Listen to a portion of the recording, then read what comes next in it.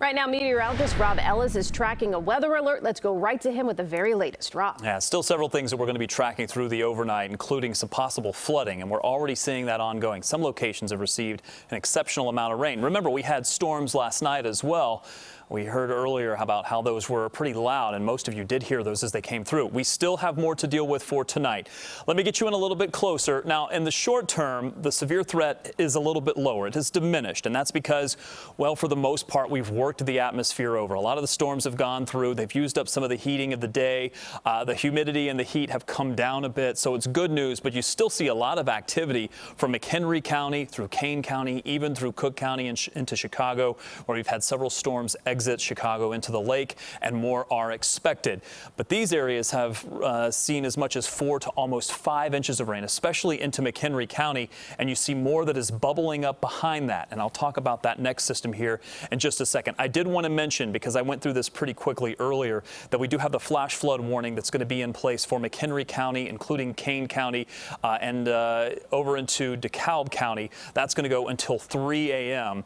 because, as I mentioned, 4 or 5 inches of rain have fallen. Some of the gauges have reported as much as almost 5 inches, and the radar estimates are about that high as well. So these areas, just within the last 24 hours, have already received a lot of rain, and I think you're probably going to pick up another inch or two.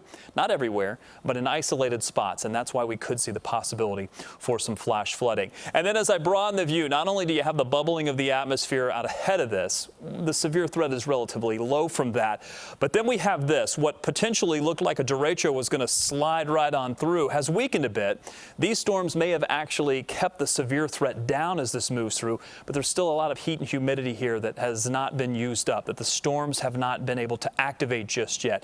So we'll be watching this to see how many of these severe thunderstorm warnings, and there are a lot, will make it across the Mississippi River, continue to sweep across the area overnight. That's going to add more rain to areas that are already seeing some ongoing flooding, and we could see some gusty winds as those move through. You're also just going to hear the rumbles of thunder through the next several hours or so. I'd say through about 3 or 4 in the morning before this all gets out of here. Still a couple of areas where the heat and humidity are in place, where the storms have not moved through.